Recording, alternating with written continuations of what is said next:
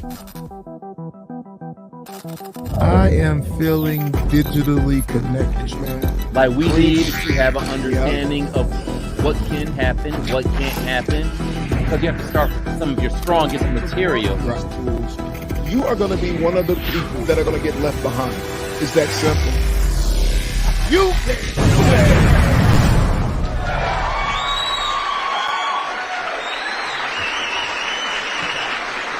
All right.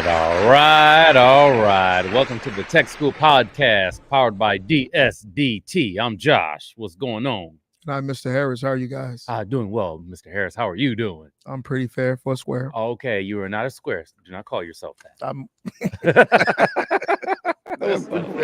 I'm pretty fair for a square. What's up, man? Hey, I am pretty tired. I'm energized, but I'm tired at the same time. Tired from what? Going to Monday Night Football. I worked Monday, went to Monday Night Football. Okay. Ford Field, electrifying. I believe it. Packed. I believe Packed. it. I believe it. I was watching part of it before my internet turned off, but I was watching the beginning. Hey, the introduction to Monday Night Football, the video where I forget the singer's name. He's a country singer. It was like probably the best that I've ever seen. Okay. Do you know what I'm talking about? Yeah. I thought that intro is like, it's like rated probably to me. It's probably one of the best that is by far I've seen. What did you think about it? It was good. It was solid. It was solid. Good. What's the name of the song that they sing? I forget how it goes. But that was that's what jumped out at me because I don't get a chance all the time to watch Monday Night Football. Yeah. You know, you only want to watch it really when your team is playing, unless you're a diehard. A national spotlight on Detroit. The team delivered, took care of the Raiders, got the win going into the bye week. They can get healthy. They can rejuvenate, reset. One more thing, a little late breaking news. We have added Deshaun Watson. Not Deshaun Watson. He plays for the Browns. Okay. We got Donovan Peoples-Jones. This brother is a wide receiver for the Cleveland Browns. He is a Detroit native, graduated from Cass Tech, played for the University of Michigan, a star receiver in Cleveland. We just got him before the trade deadline at 4 p.m. today. So they're adding another weapon to their offense. Again, the Lions are a solid team. But I've been saying the past few days, they needed another weapon, whether it's another running back, another wide receiver. This is a young star wide receiver. It appears our Lions, they're going all in. Okay. They're looking to make some noise. Okay. They're already making noise. But they're thinking we can do something in the playoffs this year. So you believe, now tell me if I'm wrong in this thinking, you believe that they actually have a chance to make it to the playoffs this year? Oh, whoa. Not only do I believe they have an opportunity, a chance to make it to the playoffs, I believe they have a chance to go deep in the playoffs. With this acquisition, and if they stay healthy, I believe the Detroit Lions have a chance to go to the Super Bowl. Do not allow my confidence to offend your insecurity. And Dion would agree with me. Okay. All right, Coach. Prime time. Yes. And it's all playing out. So how many more games do we have left in the season? Okay, so they are 6-2. We have 9 more games. Okay. They have a favorable schedule. They'll be back at home on November 19th to play the Chicago Bears. And then a few days later, they will play the Green Bay Packers. Okay. Fair enough. They have a favorable schedule. Interesting enough, Kirk Cousins, the starting quarterback for the Minnesota Vikings, he went down yesterday. He tore his Achilles. Okay. That team was going to be a problem for us in the NFC North, our division. With him going down out for the season, our division, you have to play the games. You have to win the games. Just saying hypothetically, with him going down and the Vikings kind of being out of the mix potentially now, the division has been handed to us for the taking. And as we all know in football, if you win your division, you host a playoff game. Okay. Yes. Okay. So that means that you'll be able to get us some tickets to go. I'm just saying, I'll right? I'll see what I can do. I'll see what I'm I can saying, do. I'm saying. Cut me in or I'm cut with, me out. I'm with Josh. I'm with Josh. But no, good I'm with stuff. Josh. Good stuff there. Just had to put that out. That's what's happening in Detroit. It's That's the what's talk of the happening. town. Yeah, All that's right. beautiful. That's beautiful. Yes, yes, So yes. we definitely support the Lions and in their pursuit Super Bowl championship. Yes. Nothing less. Yes. They are number 2. They are in second place in the NFC right now. Yeah. Who's number 1? The Philadelphia Eagles, who went to the Super Bowl last year. Yeah. So we have to. This was a good move by acquiring Donovan Peoples-Jones. Okay. A big move. Okay. Star receiver, young, with Amon-Ra St. Brown is going to be good. And we have to wait 2 weeks before we get a chance to see him play. Yes. Okay. Which is, again, we have a few injuries. Mm-hmm. This bye week is going to give us time to rest up and heal. Mm-hmm. It's all good. Okay. Yeah. Sounds things are looking good. Sounds good to me. Okay. Now let's get back to doing what we do on here. Talk a little tech. Absolutely. What better conversation I like to have than technology? Yes. Because I don't know nothing about football, in case you didn't know. All good. Just had to put it out there. Okay, so let's talk. AI is finally resulting in real growth for big tech, apparently. Mhm. So there's an article here that's talking about the integration of generative AI technology software applications being discussed, highlighting the financial growth in the third quarter results. It shows that Alphabet shares dropped by over 8.5%, while Microsoft rose by nearly 4%. Oh, okay. Yeah. Sounds good to me. Yeah. So are we looking forward to do any more growth in this quarter? We shall see. How? I don't know. we get the results when we get them. He said, I don't know. I am finding, I don't know whether you are, Josh, and as well as a lot of our community. Yeah. But I'm finding that I use these tools more and more routinely than ever before. I probably have used my ChatGPT app on my mobile device more than I have used Google or Siri itself in the past 2 months. Get out of here. You know, I had someone give you a couple instances of my usage. I had someone send me a picture of it's a ultrasound. And I didn't know what trimester or whatever the fetus was in.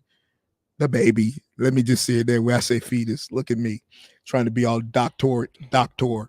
And so I took the image and I put it in ChatGPT and asked ChatGPT to determine for me what it was. Now, of course, ChatGPT told me that it couldn't give me any kind of medical device, but based on the image itself, it looked as though it was in the second trimester. Wow. You know? And I think, wow, because maybe just Karlos is the only one that uses these devices to kind of solve these problems. Because I can't call Dr. Paul, who used to be here in the building with us all the time, in order to get his professional opinion. I just go to my mobile now, right? There was an instance when I needed to put coolant into my wife's vehicle. My wife drives a 2023 Land. Ooh, that's taking it back. 2023 Land Rover, right? Range Rover. And so I needed to put coolant in it because for some reason the engine light was coming on, the coolant light was coming on, right?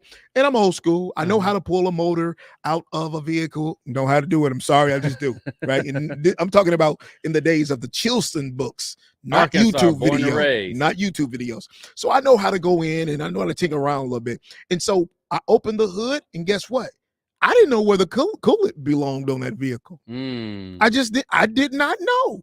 And so I took my mobile again, took a picture of the motor, and I put it into ChatGPT and I asked it, where does the coolant go? And it described the reservoir on it. It described the top. So I grabbed the top from the vehicle, took a picture of it, and put it into ChatGPT and asked it, was this it? According to the markings on the cap itself, I believe that's it. And of course, it was. So they're becoming practical applications even more so day by day for using these technologies. So I can understand all the more reason why they're seeing this exponential growth. Let me show you something I've learned in our class here at the class I'm taking here at DSDT, Okay. where I literally had a conversation with Chat GPT. Okay. Let me show you real quick. All right. Well, the conversation, I hope that it's, community friendly. Yes, it is community friendly. Yes, it is. I assure you. Okay. So the conversation that you were having is. So here it is. Okay, so here I am saying, all right, what up, Doe? Hello. I'm here to help you with any questions you might need. How can I assist you today? I'm from Detroit. I would like to build a conversation between us using that city's tone. Absolutely, I got you. It's cool to bring a bit of the D in our chat. So that caught me right away. That got my attention right away. In the D, that's the lingo here in the city. It caught on to that instantly. Why I said using the city's tone in the D versus D-town or Detroit, etc. It used that lingo. So that was just a little something, and then we go on and on and on and on and on and on. But we were encouraged to have a conversation with Chat GPT, talk to it like it's an actual person, right, if you will. Because they are. Yeah. Hold on. I just literally took that and ran with it, right? Just in that small window, I said because they are, right? When I say that because they are, the first thing comes to my mind is if they are, at what point do they have rights? I've already went all the way there in my mind. Yes. Well, you've been there for a moment. Yeah, because if we start to assert that it actually has or can take settlement of pronouns, they, he, she, him, then we've gotten to the point to where in our minds, we've already connected them to a persona that is entitled to that. And if entitled to that, what about the rights that come along with having that persona? Okay. You know what I'm saying? So I think that again, the laws are even more so are or should be in a race to catch up with it, right? I just want to make mention of where I was thinking the same way. Jasmine, you read my mind 100%. She's Jasmine, the instructor of the prompt engineering course, says shout out to Josh in this conversation with Chat GPT. Definitely, we should give Josh a round of applause for that. Yeah. In case you guys don't know, it's via this platform that Josh comes in every week, and he's been growing as much as we have, whether it be because of the courses that we afford or simply just, you can't help sometimes to be around people and kind of be taking an inspiration from what you see potentially the future holding. Absolutely. And I think that, there's no other day in which technology would afford some of us to be able to give an extension of ourselves. You're a creative person, you're very intellectual, and this tool allows you to be able to do that, no different as it has Karlos, DSDT, and everything around here. So again, we appreciate you for that, sir. I appreciate you, brother. Thank you. Yep. Okay, so next we wanted to bring up the fact that Seattle. Yes. Okay, and it kind of rolls into this conversation we're currently having about Seattle ranks #1 in a new report measuring U.S. cities on highly valued tech skills, and using the tools that are right in front of us. There's no reason why Detroit cannot be in this conversation, because guess what? At the moment, it's not. When you look at the top 10, Detroit is nowhere to be found. And that's what really got my attention, where, okay, you're looking at Seattle, San Jose, San Francisco, Boston, Austin, San Diego, New York, Los Angeles, Portland, Raleigh.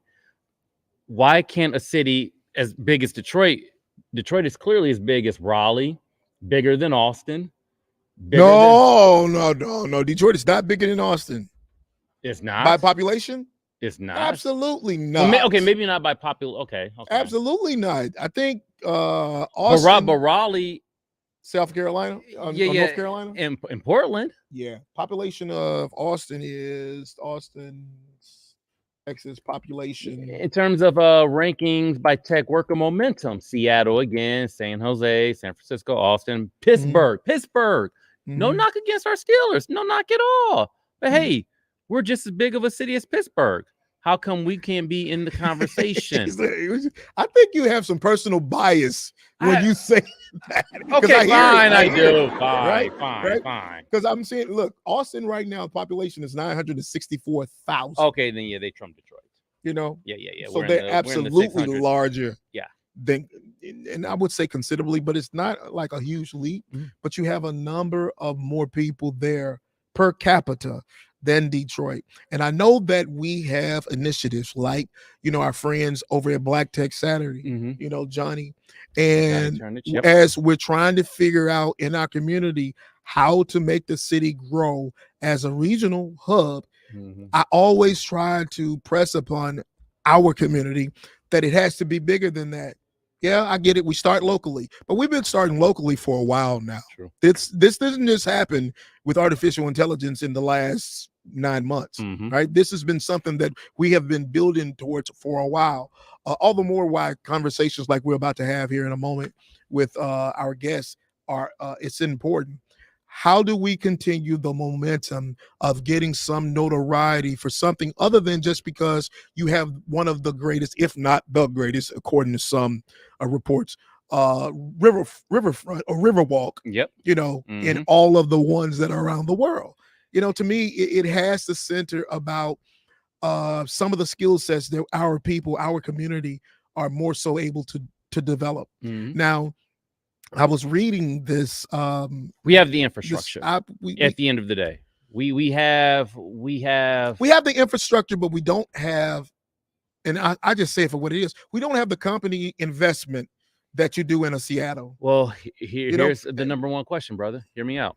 What factors contribute to Seattle's leading position in tech skills? The presence of tech giants like Microsoft and Amazon, preach, strong educational institutions like the University of Washington, and preach. over 100 engineering centers established by companies like Google and Meta. Additionally, the local investments in cutting edge AI technologies have enriched the tech workforce quality. I agree to all of that. To all of that, because I often remind people, number one, you have to have the businesses that are willing to invest in the community, right? And those investments in the community, it doesn't impress me if you're going to build a park. If you're going to spend $8 million on a park, that doesn't one way or the other help the community to meet the advancements in technology that we're now seeing other cities are in fact doing. When I go to Seattle and I go to an Amazon Go, which is basically, I think it's Amazon Go, I believe, if I remember right. You go into an Amazon Go, there is no one in the store. Everything is simply you scan, you go in, you make your selections, you go through checkout, and you leave the store. There's not guard there. There's not a associate there. There's no one. It's just the items in the store that have been stocked for you to come in and keep it moving. That to me is technology at its finest. There's nothing like that around the city of Detroit. Wow. It's not, that investment hasn't been made yet. Now I know there's some, perhaps some business and thought leaders that are more compelling than Karlos, and they know a lot more than Karlos in the city of Detroit, trying to figure out. But as of right now, we don't have that. Now, the other part of that, which is a huge part of it, is the education, which is DSDT. We are primarily here to meet that need. When Amazon came here before, I want to say it was in 2013, 14. Yes. They said that one of the primary reasons that they didn't move into the region was because of the lack of skill set. The lack of skill set. What have we done over the last decade in order to be able to meet that? Now, DSDT has since been here operating, and I know that there's other, community partners as well, but there still has to be a strategic movement among all of us collectively in order to get people trained so that these companies then will begin to pour into us. Not it's good, but not just a Quicken Loans. No, we need more, movement at the table as opposed to just one company that's monopolizing all of the training for those to meet supposedly a need that they can only have. Just like we need our Lions to make it to the Super Bowl one day, we need to be in this top 10 list. Absolutely, yeah, we do. We absolutely do. And it only gets there if we have more people trained with the skills in order to put us there. So it's that simple to me. Yes, it All right, is. so why don't we go ahead and bring on Amber. Amber. She can fill us in some. Yeah, tech news.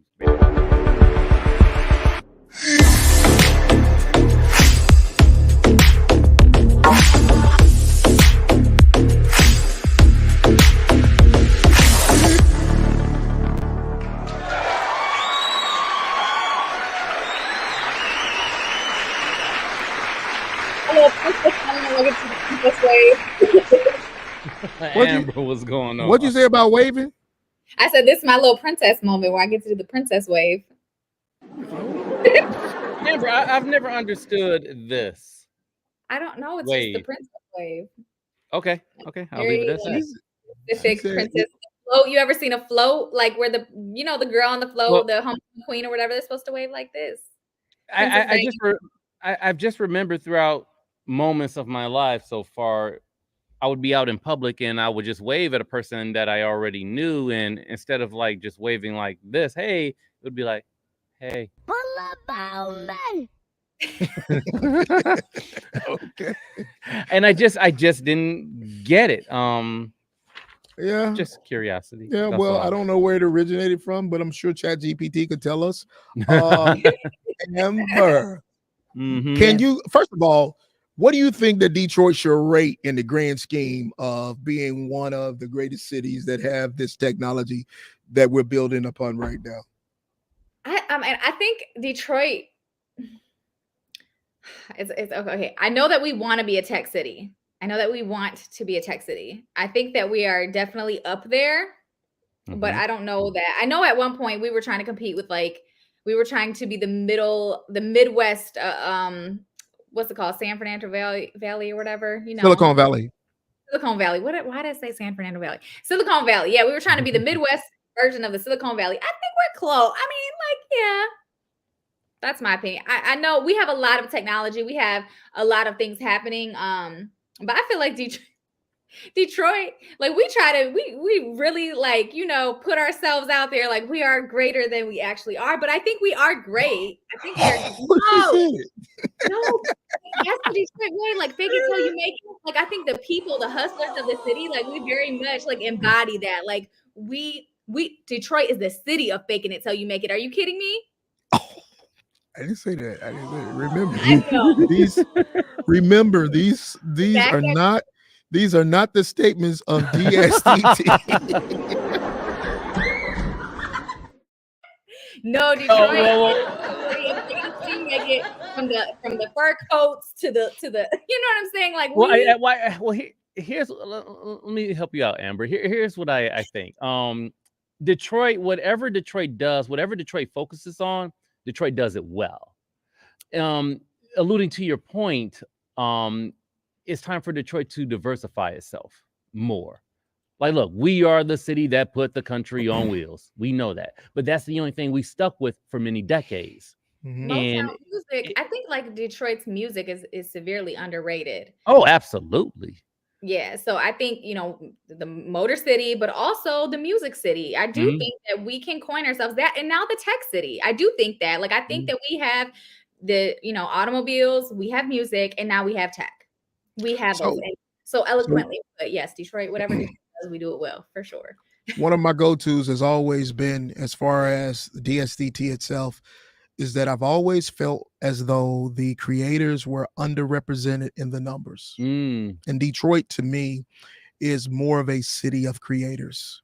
It's not necessarily that we can say that we are, AI generalists or we're technologists or it's just a city of creators. Whatever the opportunity is, we rise to meet that.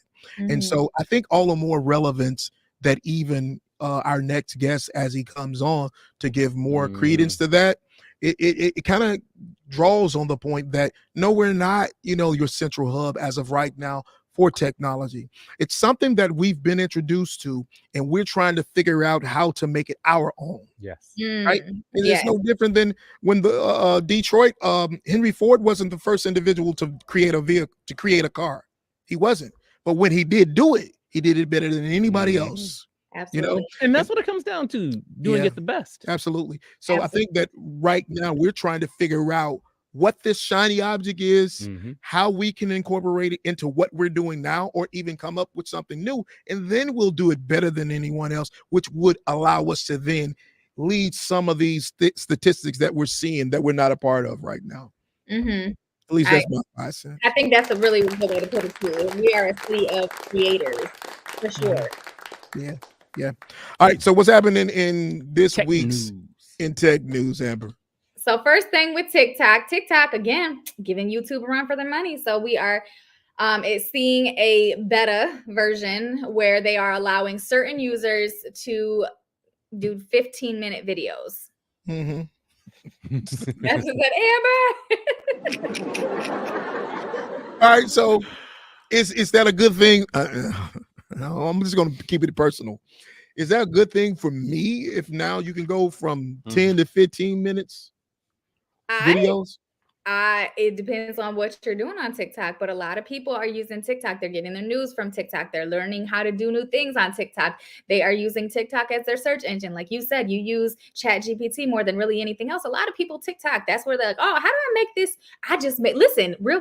I've made tomato soup that I learned from a recipe on TikTok, and I had my iPad instead of having like some Pinterest blog or whatever with the recipe for it. No, I had the girl's TikTok up, and I copied her recipe and made it on TikTok Live. I was like watching TikTok to learn how to do the recipe and then recreating it on TikTok Live. So for things like that, absolutely. I think that it can be beneficial because TikTok, it's that one-stop shop for whatever you need. And giving a few more minutes to creators who are creating long-form content. Yeah. Okay, so I'm surprised they didn't have 15-minute video uploads up until now. I thought it was just what we was just the 10 minutes. We had 3 minutes for a very long time, and they just bumped us up to 10, I think just a few months ago, and now they're doing a test to see how these 15-minute videos perform. I didn't get the feature, but somebody did. It'll happen. But here's the thing. So I don't know if you actually edit your own videos, because I see a number of them. Not you, talking to Amber. No, not me. Amber does her videos. I don't know who, because she does voiceovers, the whole nine of all her content. And at the end of the day, do you think that creates even more work for you as a TikTok influencer? Listen, I think people who are serious long-form content creators have a method, and I don't think that it creates more work for them. I think that they know exactly what they're doing. If you're creating 15-minute videos, that means you've probably already been creating 10-minute videos, and you probably are familiar with YouTube. So I'm sure they're not editing their videos in app, which TikTok would love for us all to do, is edit our videos in app. But I think that's pretty risky because a lot of glitches can happen. TikTok's pretty good, but Instagram, terrible. But nonetheless, what I would think as a creator is you create your content in CapCut or iMovie or wherever you create your content. You have that long form, and then you repurpose it for TikTok, for YouTube, for Instagram Reels, for Threads, or wherever else you're putting it. So I don't think it's right. So for all of you guys who want to be a TikTok or just a social media influencer itself, if you kind of listen to what she said, she gave you some of the secret sauce. If you don't know what CapCut is, if you don't know what iMovie is, which is probably one of the grandfathers of editing softwares, you should look those up, because I just got introduced to CapCut about a month ago thanks to Marco, our in-house social media / guru of sorts. And phenomenal. And actually we run ad campaigns right now here at the school, and we always try to make them different than some of the other institutions. And I had someone reach out, a friend of my daughter, and say, I've been getting all these DSDT ads now. Who's creating these? CapCut. You know what I'm saying? CapCut. And it just, to me, it meets the TikTok, the Snapchat, and whether it be Reels or YouTube Shorts, it meets those where they are, as opposed to me sitting and trying to figure it out inside of Premiere and Final Cut. Hey, Carlos, you know what? What's that? You can do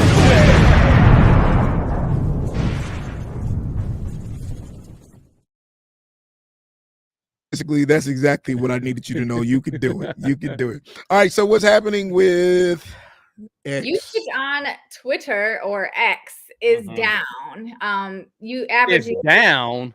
down. Yeah, could you imagine? What do you mean down?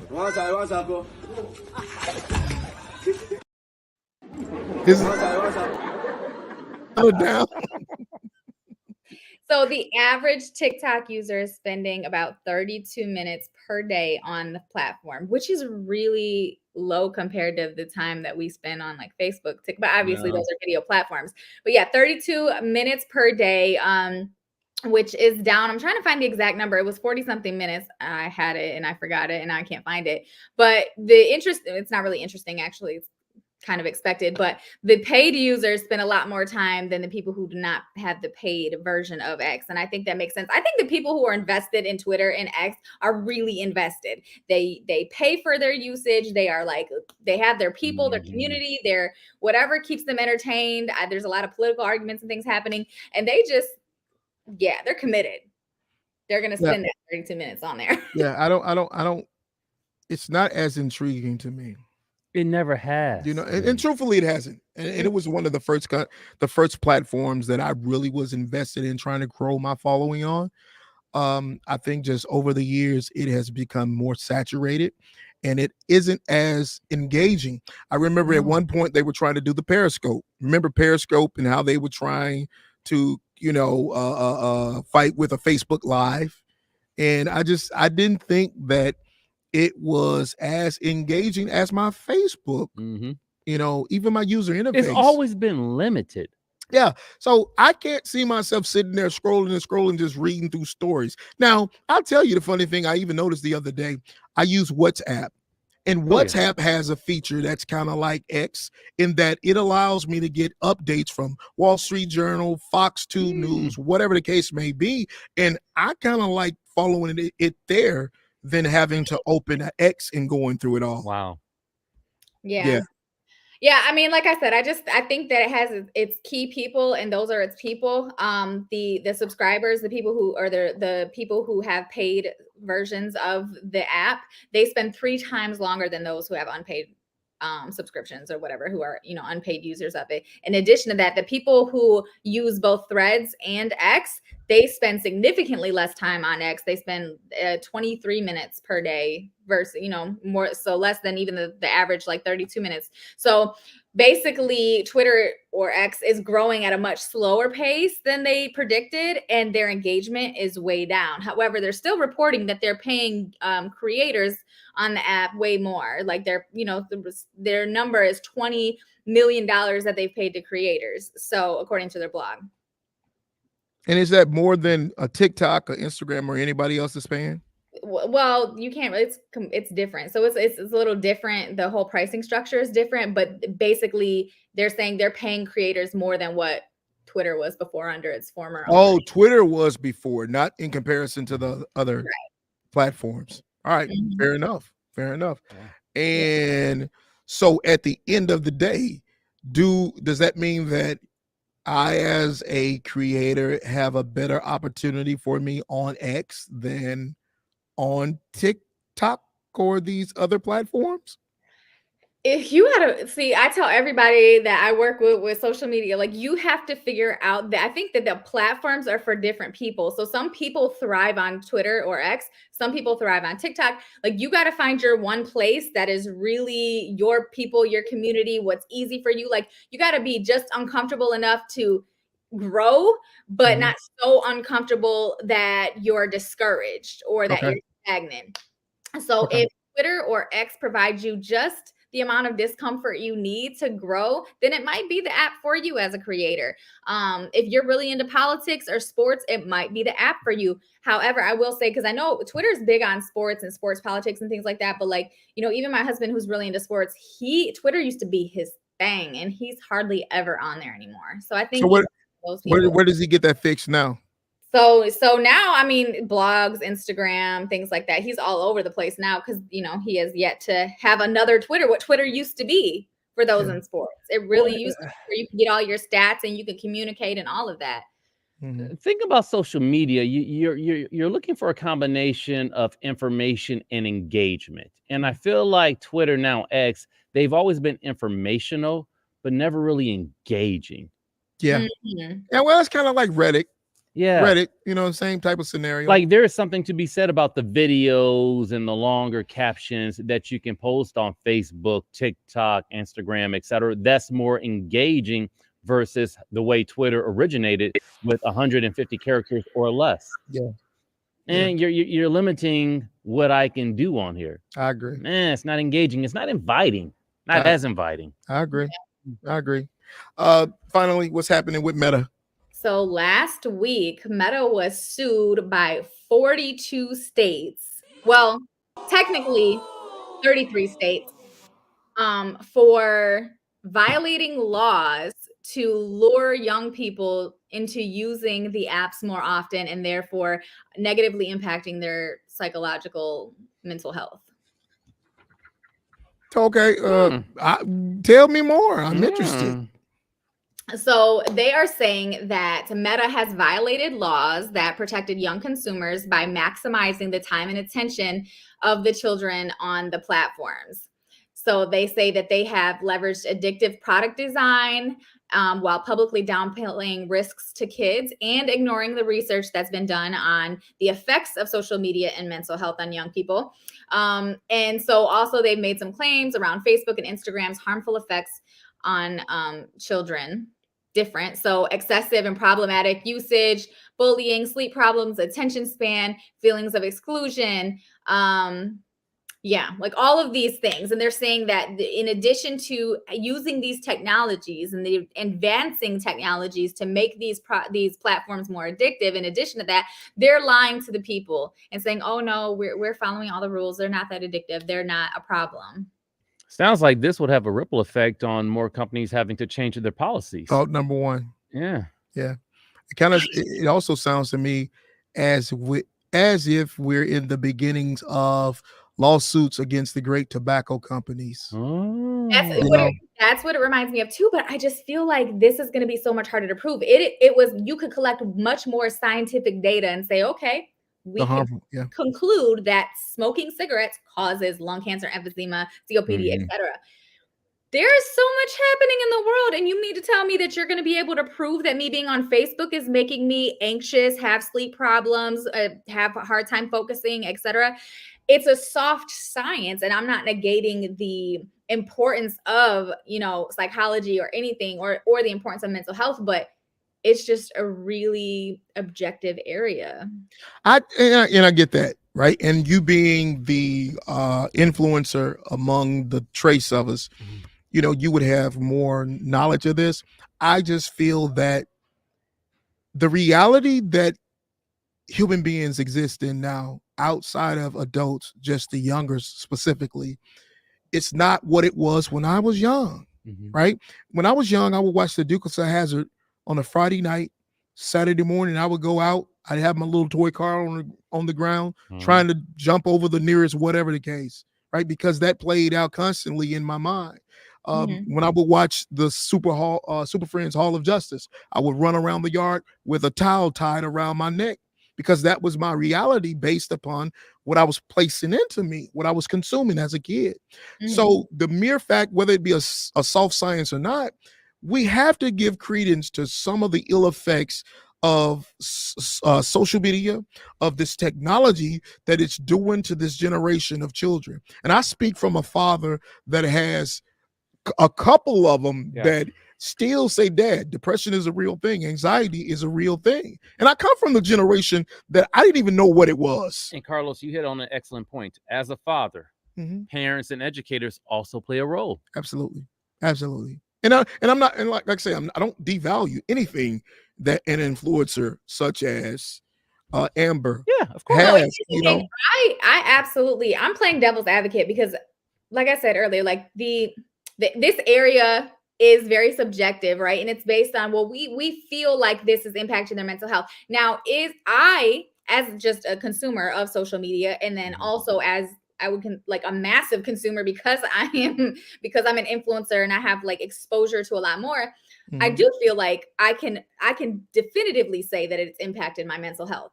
But can you prove that on a large scale? And is it the company's fault, or is it what we're consuming? And that's we're responsible for that, because is Facebook or TikTok to be held responsible for me being depressed about what's happening overseas?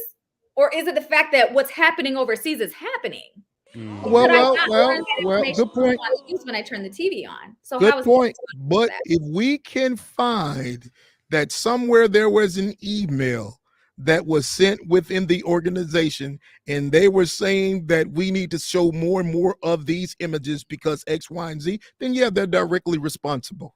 Well, Right? absolutely. Well, if they can, and that's the thing, and you're very right. Like, if they can prove that that Meta purposefully and willfully said, "Hey, we know this is bad for kids, but let's go ahead and make this more addictive. How can we make this more addictive? Get Joe over there in, I don't know what area of business that would be, to work on how to make this more addictive." Then yeah, maybe there is something there, but I don't know. I'm very much like, I can see the both sides of this, and I do think that there is an impact on mental health. But I think suing, and what is that going to do? Do you think that's going to bring back the children who have died by suicide? Because no, it's not going to do anything. It's really like these big lawsuits are to line the pockets of people in positions to sue them. Like, it really does nothing for the people that are being affected. And that's how I absolutely 100% feel, because I guarantee if this lawsuit happens and it goes through and people win, it's not like the consumers are going to benefit from that. Yeah. Well, I'm sorry. I mean, I feel like no, I don't think that the consumers are. If you think of any major lawsuit, like, the people that are affected really, really don't end up benefiting as much as they were impacted. Oh.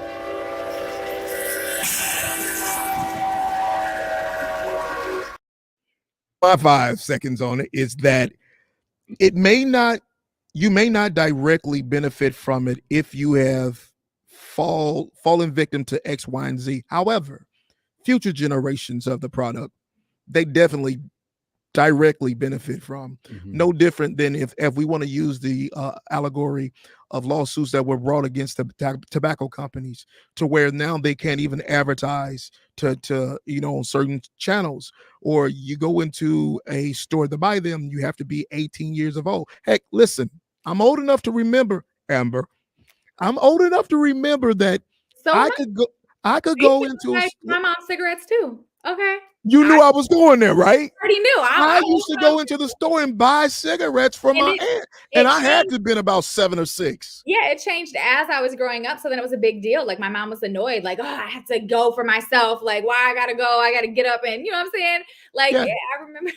So the lawsuits against tobacco companies directly affected this generation of those who don't smoke, whatever the case may be. So the hope would be that, no, there may not be the regulation as of now to the ill effects of social media and these platforms that we directly benefit from. But if in fact we find that there are these issues, then let's correct them so that the future generations don't have those problems. Yeah, I'm just saying. This is a fair point by our very own Jasmine Majors. It's not the companies, it's the algorithm and how things are perceived because of data. What do we think about that? Hold on now. What do you mean it's not the companies? It's the algorithms and how things are perceived. First of all, the companies design the algorithms. Okay. They just don't happen. So well, wait a minute. But they designed them, but the algorithms, like a lot of AI, kind of have a mind of their own. They pick up based on you. So if you already tend to go down dark rabbit holes, the algorithm's going to pick that up, and it's going to be like, oh, you like seeing stuff like this? Here's more. The algorithm wasn't designed to do it that way. The algorithm is designed to show you more of what you want to see. Yeah, absolutely. Based on what you've been looking at. So, and that's what it's doing. So if you're already going to then argue, that point could be argued, like, if this person already had issues with their mental health, they were already on this. I mean, like, there's a lot of things. I think like people are gonna people, and all social media is giving everybody a lens to see everybody peopling. Like, people are who they are. Is peopling a word? I'm just asking. Hey, For inquiring minds. Peopling? Peopling. Peopling. I kind of like that. Hey, Amber, hold on. I need you to tell me. Say that word again. Peopling. People be peopling. Now, that's next week. That's gonna be a video. I thought it was. That's gonna be a video. I thought it was people watch. That's gonna be people peopling. be peopling. No, you know what I mean. Like, people are gonna people. They're gonna do what they do. Listen, Amber. Love it. We appreciate everything and everything that you have contributed again this week. And if someone wanted to follow you and find out how they could be peopling when they people, where could they find you? Get real with AB. Get real with AB. We'll have you come back now. Oh, I say come back next week, but of course we know that this is the last show for this season, so there's going to be a 2-week hiatus. Yeah, and we'll be following back up, having Amber come back in with a lot great content as she has been this season. We appreciate you, Amber. Perfect. We'll see you in a little bit. Yes. Thank you. Bye.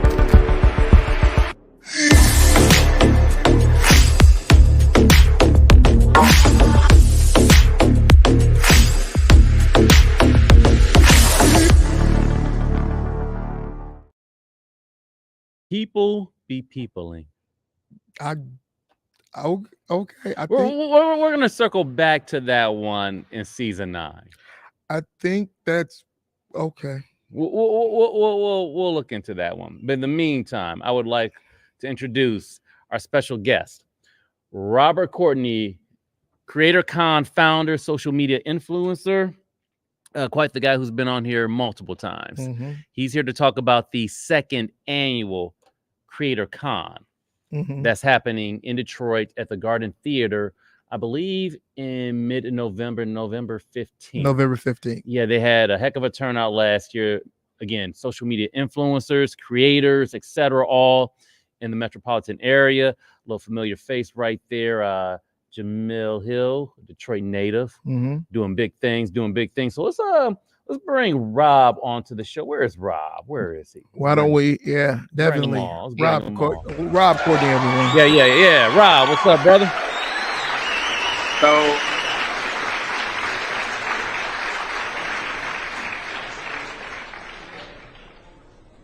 So what? I need to make an agreement with you all before I do the show ever again. I have to be involved in all the conversations because y'all got me over here on the sideline, jumping at the bit while I wait and listen to all these crazy perspectives, and I have to add my voice to the conversation. And actually, I saw a comment. You was even on the sideline. Yeah, he got involved. I had to type. I don't even like typing comments. Okay, well, explain yourself then. Before we even get into the grand scheme of everything that we brought you here to discuss, you want to kind of elaborate on the statement that you filed on the sideline as you were waiting to come on. Yeah, I want to understand how you can compare cigarettes to social media, to Facebook. One is a platform, one is an actual product. Like, these people are using the cigarette and they're putting it inside of their body, but then you're comparing it to a platform which would be the equivalent of NBC, ABC, CBS, Fox News, who uses imagery, storyline, marketing, colors to basically do the exact same thing. So like, I don't understand what the difference would be. And then why, because the technology of today is social media, that it would change the construct of how you would assess if someone's responsible for mental health. There's no secret. 2020 created so many mental health scenarios, 100% based on what was happening on the television. They getting sued. Is the TV getting sued? Media companies getting sued. I don't know. I'm sure I could probably pull up something as to it relating how they were sued and they had to make changes. Because when I was young, there were certain things that were said on television that you can't dare get away with saying this day.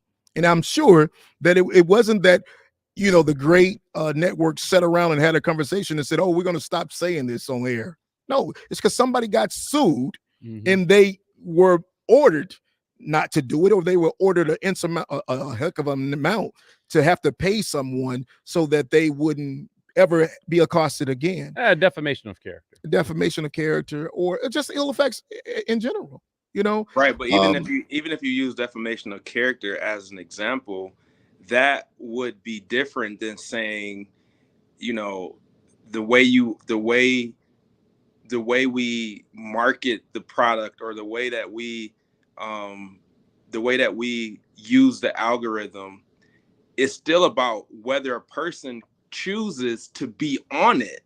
Like, you're choosing to watch the news. and I hear your argument. Hold on, Rob. Now, You know, Rob, I want to bring this question to your attention too, and I'd like you to chime in as well. A comment made by Jasmine a moment ago, we talked about it, in regards to not the companies, but it's the algorithms and how things are perceived because of data. Karlos, you made an interesting point about, well, it's the company that creates the algorithm, therefore the company is responsible, but then the algorithm follows our trends, what we do, what we look at. And so it kind of creates a mind of its own, maybe, kind of, I don't know, but Rob, I'd like to get your take. The algorithm is simply a mirror of our own behavior. Mm-hmm. Right. And so what the algorithm presents to us, the technology is just to help the algorithm be able to mine that data to then create the environment that we're going to be most likely to be interested in. Right. So it still circles back to us. Like, we're still at the center point of whether we decide to be on the platform. Obviously, it's our choice to understand what information the phone or the device is taking from us, but we make those decisions every day, sometimes consciously, sometimes subconsciously. When you choose to open an app, when you X out of the accept terms thing just because you're trying to anxiously get to where you're trying to go, you are choosing to give permission to most of these apps and platforms. You're allowing them to take that information and then use it to create an environment that you're going to exist in. So I just feel like we are, as humans, are so quick to pass the blame off instead of looking in the mirror and saying, I choose to go on Facebook. I choose to go on Instagram. I choose to watch the news. And because I choose that, these are some of the effects that might come from that choice. Okay. Well, thank you, Rob Courtney. I'm sorry. Like, I couldn't. I had no, hold on. He was holding it in, had to let it out. Rob, I 1025% agree with you. And unfortunately, just because I agree with you and I walk arm in arm with you doesn't mean that the laws coincide with our belief. For instance, there is actually a thing called the Federal Trade Commission. Part of the Federal Trade Commission is the Bureau of Consumer Protection. There are some hidden vulnerabilities in everything that another man creates that you and I don't even know about, right? And at the end of the day, whoever created it has to be responsible for it. For instance, if Chrysler creates a vehicle that is determined at some point, the seatbelt will hold you in if ever there's a crash or rollover or whatever. We can't just let Chrysler off the hook because they created it, and once they created it, I used it, and I'm held to the whims of my simple purchasing it. It's not how the law works. The law is there to protect all of us equally, even from some of those hidden things that we weren't even aware were there. Once they've been made known, then that protection, if proven, can actually come into effect. Now, of course, I'm not an attorney. I'm not an attorney. As much as I have, and I've read case law and I've filed things on behalf of Karlos, I can't attest the fact that I'm not. But at the end of the day, I will bet you $1 to a donut that if determined that Facebook, TikTok, or whoever the case may be, created a product, because it is a product, it's not a service, right? It's a product, right? And at the end of the day, if that product in fact was created with the ill effects of the algorithm with hidden biases, I remember a time, and you may too, Rob, when you could go on Facebook and you could advertise to black and white. Can't do that no more. Mm-mm. You know what I'm saying? Because they change it based on the fact that you can't discriminate against. I had someone last week ask me, Carlos, why does the ad show up? Because we had a lot of we had an influx of individuals who called for a certain program and they were 60 plus. Why do we keep getting this? Because Facebook doesn't allow you to advertise to a specific age demographic based on the fact that we have career training.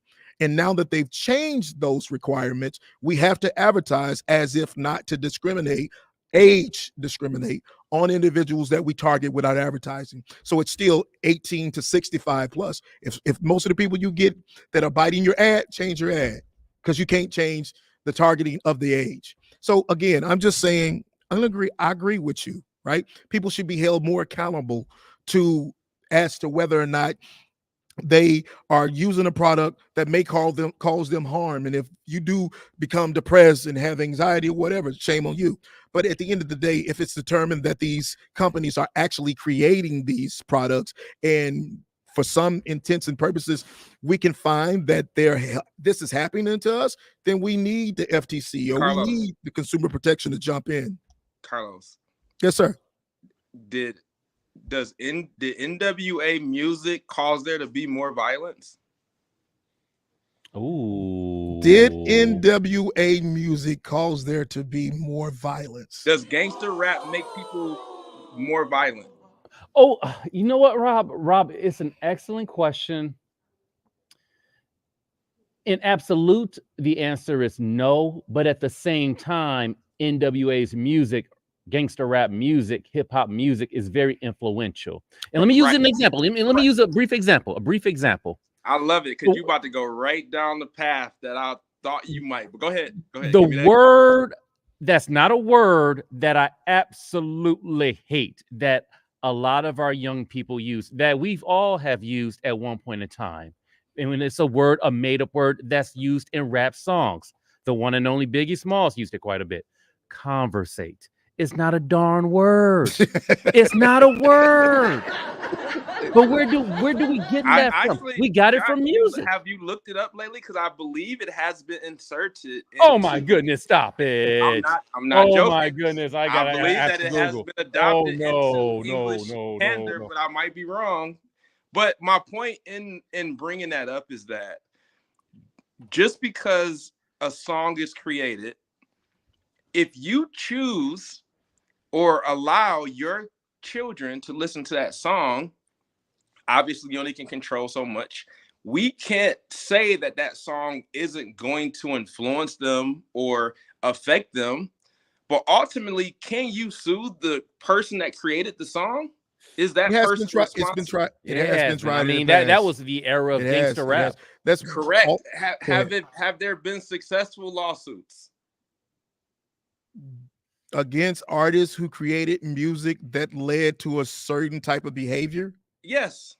Did I just tell you I'm not a lawyer? Yeah, exactly. It has I've never heard of a music group or a rapper or anybody successfully being sued because they created a song that caused or influenced some bad behavior. Like if there is, like I would love to understand this. Yeah, it would be a great case study.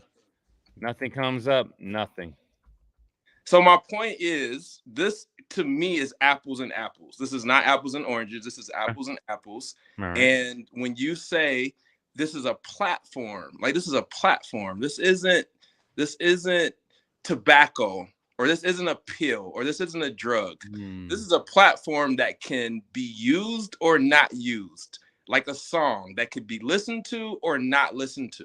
And the effects of it is, again, is based on the choices that the person who's consuming it chooses to do. Like that's my final point.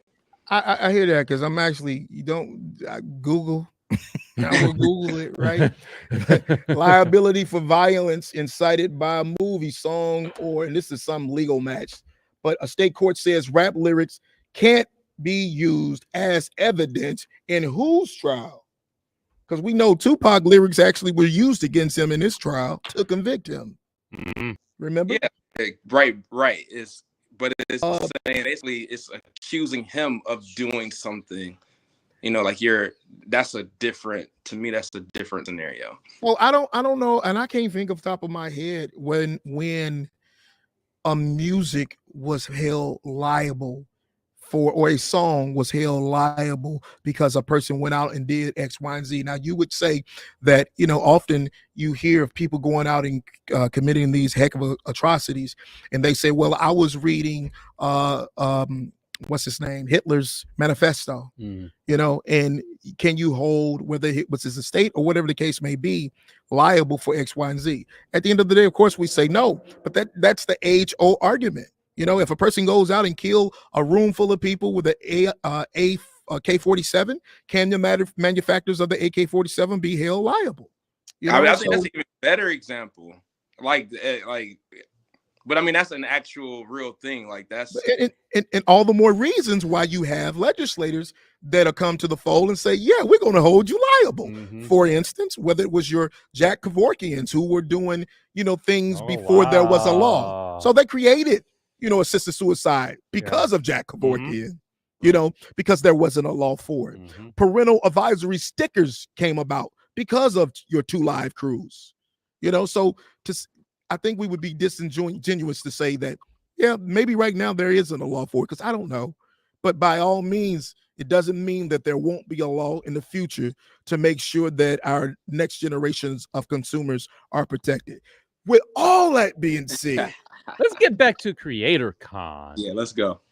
Let's talk about how we brought you on, man. Creator Con. Rob Courtney. So how are you? I'm good. I'm very good. I am super, super excited about Creator Con, the second annual. It will be on November 15th. Doors will open at 3 p.m. And the goal, as you guys, kind of stated with Amber, is to really highlight Detroit and the talent that we have here. It wasn't the original purpose of Creator Con. Like, the original purpose was really more about my underlining direction was that everybody at their core, to survive in today's economy and today's very social media driven economy, you have to understand that being a creator is an essential piece of that formula. And so this event or conference was my way of bringing all of these different industries under the same roof so that they can see people that are in industries that aren't the same as them. They're doing the same things. They need the same information. They need to understand how to leverage platforms. They need to understand how to create content. They need to understand so many of these same principles. And it was my way of allowing those conversations to happen in a more structured environment. And so that was kind of the original reason. That reason is still there, but we've added the second component. And the second component is that in Detroit, there is so much talent under the tech space, under the fashion space, under the music space. Why can't we be the shining light that brings other states here to learn more about who those individuals are? And that's kind of become more of the driving energy behind this event going into the second annual. And I'm super excited that a lot of the people at the city, a lot of your respected leaders within the city are really buying into that and joining forces with us to try to help shine that spotlight during this event. Hey, Rob, before we brought you on, yeah, we should have had you in on this conversation earlier, talking about the top 10 cities for tech skill set. What is needed from your perspective to put Detroit in that top 10 conversation? I think there is a lack of, we don't have an identity, in my opinion, right? Like, I think, if you talk to anybody over the last 10, 15 years, if they had to point to anything specifically, I think they point to automotive.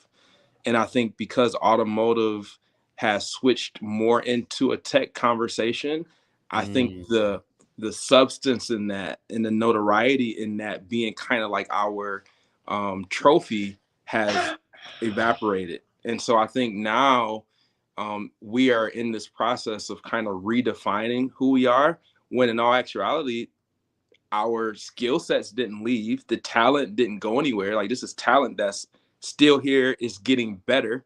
And I think it's really our job as leaders in the community, as the experts, as the people who can carve these spaces, to do more outreach into the other places to let them know that we're here. And I think that's the part that doesn't happen. Detroiters stay in Detroit. Detroiters like deal with Detroiters. So we know we're dope, but the rest of the world doesn't know. And what you have in other places, like for example, Atlanta or LA, is these people get on the road. Like, we'll have a speaker from a different state here in a heartbeat to speak about what they're doing in other places, you know, but we don't have speakers and events that attract other states to come here. And that's kind of like what I'm trying to accomplish with CreatorCon, because when you come here and you come to that event, you're not going to see just one industry. You're going to see the best of the best across several different industries and verticals, and it'll give you something to potentially take back and say, hey, they're doing film better than any other place I've ever been to, or hey, their music is at a higher level than any other place that I've been to. And that's what I want CreatorCon to be for the rest of the world. Yeah. Beautiful, man. What would you say were some of the stronger conversations achieved last year at the first CreatorCon? You know what? I think the most important thing that happened at CreatorCon last year was just it leveled the playing field amongst the people who are leaders in their space. And I don't think I've been in the streets of Detroit in the social scene for over a decade. And there's always this sense of ego or this sense of inferiority to like other, like people want people to feel like they are doing something, right? And I'm telling you, like, my feedback was just that everybody felt on the same level. Like, everybody talked and behaved in this very abundant mindset, and everybody was just very open and willing to give as much value as they could during their conversations. And I think that was probably like the dopest part, and probably the most feedback that I got from most of the attendees. Beautiful. Beautiful. All right. With that being said, what do people need to do to participate in CreatorCon on November 15th? Can I answer first, Rob? Yeah, for sure. First of all, they need to make sure they come to this session. Okay. I'm just saying. All right. Can you please explain to them what they're going to get when they come to this particular session? All right. Yeah, so I'm probably there's two panels that I'm super excited about. One is this tech panel, and in my opinion, I feel the AI space is kind of leading the conversation when it comes to tech. And I feel that Haj Flemings, Dave, and Karlos have the most information when it comes to AI out of anybody else in the state. And if these people exist that have more info, I encourage them to be there, because we want to know you too, right? Like, we want you to be a part of these conversations. But me and my team, we spend hours a day on the internet trying to understand social, trying to understand the AI space. And no one, in my opinion, does more in that space at the moment than those three individuals. Beyond that, BTS, Black Tech Saturday, Johnny and Alexis, what they're doing with the tech movement, everybody knows is at the core of what is driving a lot of activity and shining a lot of light on tech in Detroit. And they are where they are because of their ecosystem and their relationships with everyone else in the tech ecosystem across Detroit. So I just feel like this pipeline for this tech conversation, it includes so many different aspects that if you are in the tech and want to know how to get involved, you would be insane to miss this particular conversation. And then the other conversation is me and Tommy Walker. Like we're gonna do a fireside chat. Detroit, the owner and founder, Detroit versus everybody. I believe for Detroit, the shift in the paradigm shift in Detroit happened with Detroit versus everybody. And I feel if you're talking about social media age and the age of technology in terms of people building brands and identifying with a message that created culture and got people excited, I can't think of a stronger brand than Detroit versus everybody. So I'm excited to dive into that conversation and kind of see his perspective of where we are now and what that term creator means to him. Okay. Well, what time will everything get started on the 15th of November? So the show will start at, the doors will open at 3 p.m. It'll start with our experience, which will be presented by All Things Marketplace, Jennifer Crawford. She's curating a vendor opportunity for people to come in and learn about cool creative brands, pop-ups, those type of things. There'll also be the podcast playground, where upstairs in the VIP there will be 7 or 8 different podcasts grabbing people to do live pop-up podcasts during that time. And then there'll also be a cocktail hour sponsored by Maker's Mark, happening from 3 to 6. Okay, cool. So I can't let you just ride on by it. I know you're a bourbon guy. My bad. You got to go back to the podcast invitations and make sure that everyone knows who will be included. Well, my hope is that you and Josh will definitely be there. I don't like the way you ask. You can do it.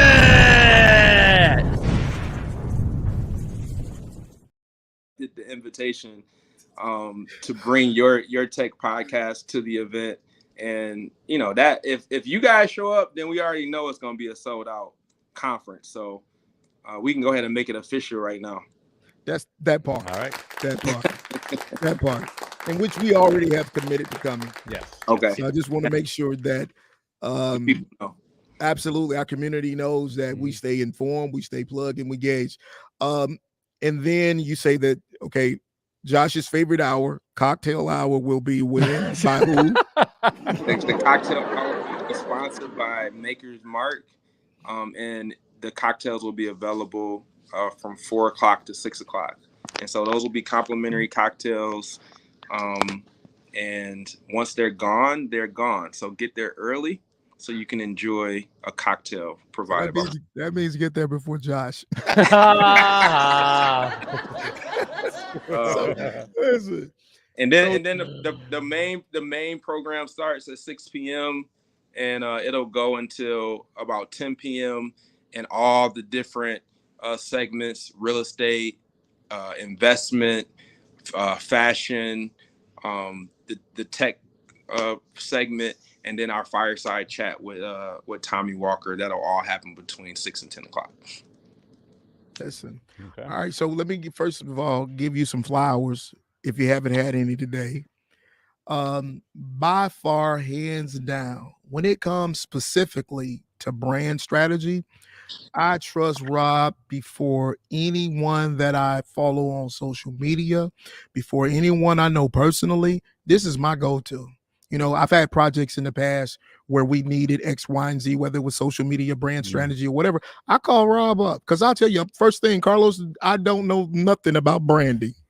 Absolutely nothing. I'm not the person for that. I stay in my lane. Right. And so then I contact Rob, and Rob say, well, we need to do blah, blah, blah, blah, blah. I say, Rob, can you sit in on a conversation with me? He's always willing to do that. The most humble, most knowledgeable person that I know. Alongside of that, I am just inspired to see this type of conference held in the city of Detroit. I go to conferences around the world. I love what's going on in Austin, Miami, when it was blockchain technology at the height of it, and I was there for NFT week and those things. And to see you doing something like this in a Detroit, it makes all of us think, or believe that there is hope. Mhm. You know, I think as you alluded to earlier, when it came to the Motor City identity, the one thing that Motor City didn't do was stay ahead of the technology or the advancements in the industry, which is why we lost to a Tesla in Austin, Mhm. in Nevada, you know. And so now we are trying to find our identity perhaps way after everyone has left the auditorium itself. You know, you think of like your Amazons and or your AOLs and your Yahoo Messengers and those that have gone now and no one really even thinks of now, which is why when you see a Microsoft and they partner with an open AI and they're trying to stay relevant, a Google is creating a Bard and they're trying to stay relevant. All the more Motor City should have done so that we could have continued the status of being relevant. I don't know where we fall now as whether or not we'll even, you know, rise from the ashes, if you will. But I think certainly creators are the ones that have to be at the forefront of the next phase, the next chapter of a Motor City. So I love it. Yeah, that needed applause for sure. And there is absolutely no doubt that we're about to rise. Like, it's the writings on the wall. If you've been in this space from an entrepreneur level, from a business owner level, from a executive level, if you've been in Detroit and you've been around town, if you've been a part of conversations, there's no doubt that you can't deny the energy is so different. Like, it's so different. And the culture that's being created from a city standpoint is migrating into our sports, is migrating into the businesses. And I think from my perspective, the writing is on the wall in terms of what happens next, because that energy is the magnet that attracts opportunity. It attracts new businesses to come here, you know, and then that's how you rise from the ashes, right? Like, that's when everyone wants to come back. That's when the spaces and the developments that were vacant, you know, all those things come from the initial part, which is us moving the needle with the creators and the different businesses that are arising. So I just think the energy is easily identifiable. You can feel it.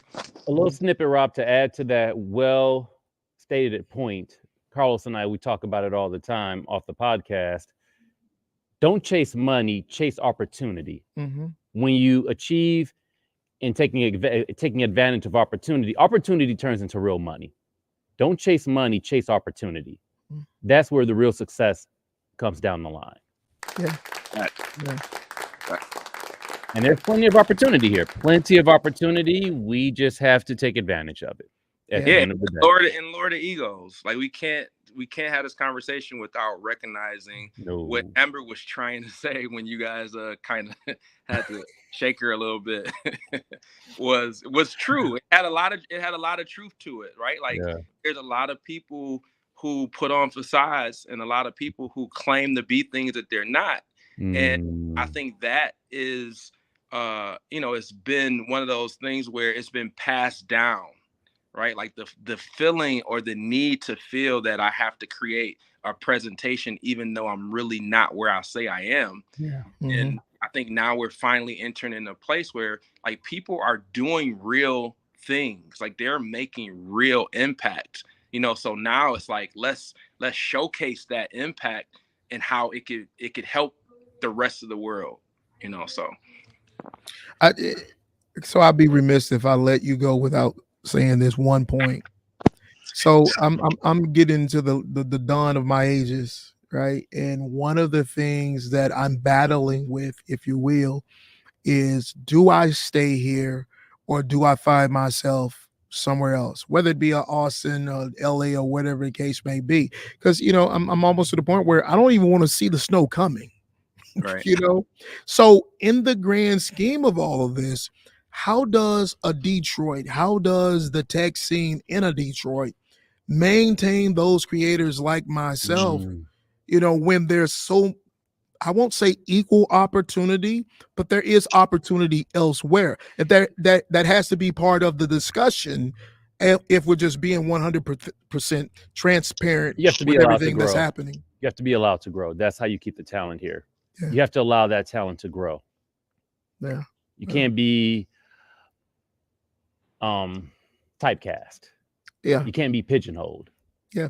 Yeah. And so when we're having these conversations, whether it be with the city, whether it be with our own tech neighbors in the space, I think that is even more relative, especially for those who have been doing it for a while. Again, Rob didn't just show up yesterday and say, I want to be the guy that does these great conferences.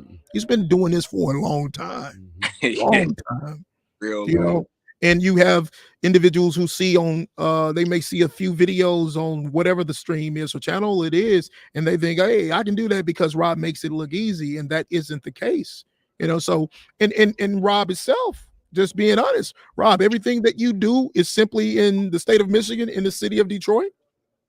No, we're moving. Yeah, we as a matter of fact, the majority of my company's revenue come from the state of California, if I'm being honest, a large chunk of it.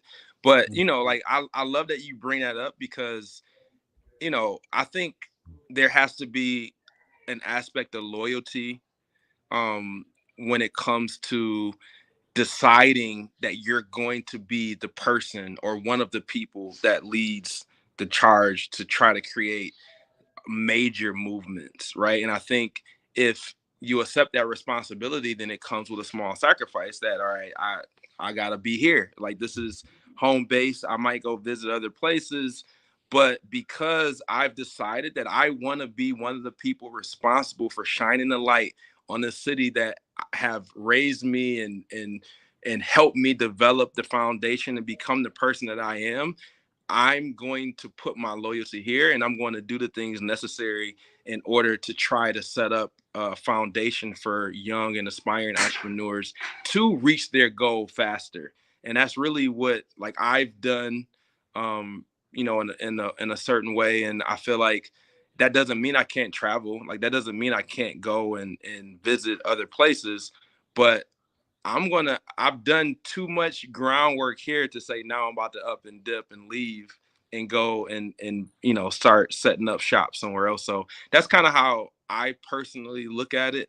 And I feel like there's a lot of other individuals that have done major things here that's finally kind of deciding, like, all right, it's time to go ahead and do what we're supposed to do. Because so many people get to a space and they leave, right? Like, that's Right. a common thing.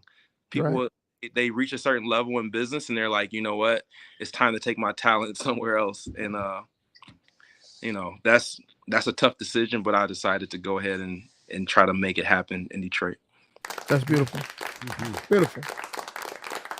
Rob Courtney, we want to appreciate and thank you for being on the last episode this season for Tech School Podcast. We couldn't have ended it with such a great talent or a better talent than yourself. I appreciate True story, fun fact, Rob I think you were the original CMO at DSDT, weren't you? this. It might still be on my LinkedIn profile, if I'm not mistaken. Exactly. See, and at the same time, that DSDT logo that you see somewhere, Rob is the one that created it. He created it. As is, I'm sure you probably created the Creator Con, did you? Of course.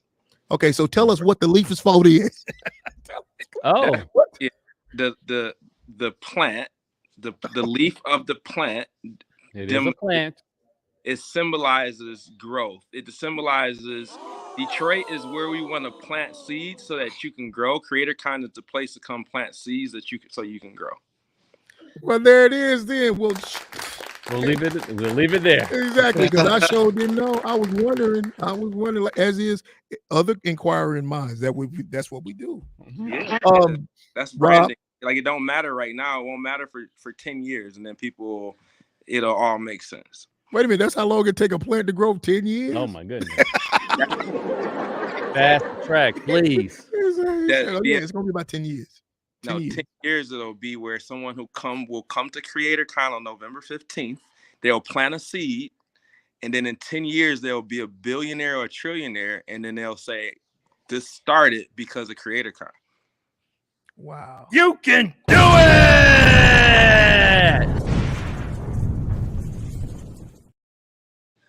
Wow. Oh, good. Thank you, Rob. Thank you for blessing us once again. We look forward, Rob, to everything that happens on November 15th. I don't know if you guys were watching. I don't think Jasmine can actually leave the show today. She said, Jasmine, love you. She said, sounds like 11:15. We will be on a field trip for DSDT staffs and students. Yes. We all must go to this. Yes. So you definitely have, some followers and fans here at DSDT, and we're coming out in full droves to support you, my friend. Hey, over 200 tickets already sold. Looking to move even more over the next 2 weeks. So it is going to be a full house, and I'm extremely excited, and I can't wait to come talk to Josh on the news. Which last year, after that conversation, we probably had 40 more people that instantly bought tickets after that aired. So that's a big deal. So I appreciate you. Oh, appreciate you too, brother, man. Looking forward. Yeah, because I was just trying to figure out why he said just Josh. I'm supposed to be part of these conversations. You are part of this conversation. My goodness. I'm just saying, wherever Josh go, I go. I'm just saying that's written. It's written in the contract. All right, fair enough. Listen, man, appreciate you, and we'll talk to you soon. All right, Rob. All right, sound good. Peace. Rob Courtney, everybody. Yes, sir. All right. Well, it's that time in today's grand scheme of things that we bring the segment of YDSDT. In this particular week, we will be shining a spotlight on, I want to say this right, Yakima Sine, or I want to say Sine. All right, so if I messed it up, then forgive me. I promise you it will happen again. All right, so why don't we go ahead and run that YDSDT. All right. Hi, I'm Yakima. I'm a student at DSDT, and this is my YDSDT. I chose DSDT because I heard that it was an excellent school. I heard also a lot of great things as far as the digital marketing program here, and so I wanted to apply that knowledge to my brand, which is House of Salt. I do hair, and I have hair products. And so I'm working on getting those products in stores, but I really wanted to stop and learn the digital marketing side of how to run a business. Today, we learned about blog posts and, using cameras. And so I'm going to learn how to use the cinema camera. I can't wait to learn that. I've always been fascinated with cameras and just the behind the scenes working with cameras and movies and how to shoot the angles and everything. And so I can't wait to use that part of the digital marketing program. Actually, I'm really excited for that, not just for my products, but shooting life in general. And this is my YDSDT. Wow. Very inspiring. Wow. All I can say is that's where it begins at. When we're talking about how do we get Detroit, how do we get our community onto some of these lists that we see come out, starts with education. And of course, I'm not the most biblical in the room, but I do believe that there is a passage that says our people perish for the lack of knowledge. The lack of knowledge doesn't say for the lack of technology, doesn't say for a lot of other things, the lack of finances. It says for the lack of knowledge for a reason. People need to be educated. It's a reason why you were told many, many, many years ago you couldn't read. There was a reason behind that, because then you would be able to educate yourself. And so we want to make sure that our students, our community is being as educated as possible for the opportunities that are going to present themselves as we move forward, whatever that means to you and where you are. So again, Joaquin, we really appreciate you taking out time to do your YDSDT. Why am I getting so tongue tied here? Well, you've had a long weekend. I've had a busy few days too. Yeah, we're busy. Absolutely. Sometimes the brain just says it's time to go home and go to bed. Hold on now. You don't be talking about my brain like that. There's nothing wrong with my right. Nothing.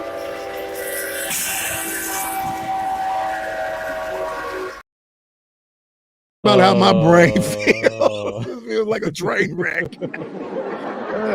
Listen, Josh, man, I think this has probably been our longest episode yet, and it had to be season 8, Mhm. episode 12. I Why look am I forward to frozen? catching up with everybody, in a few weeks. So in the meantime, we are going to, what's going on with you I over don't there? know. I'm It's okay. It's I'm here. okay. Because we come with a backup.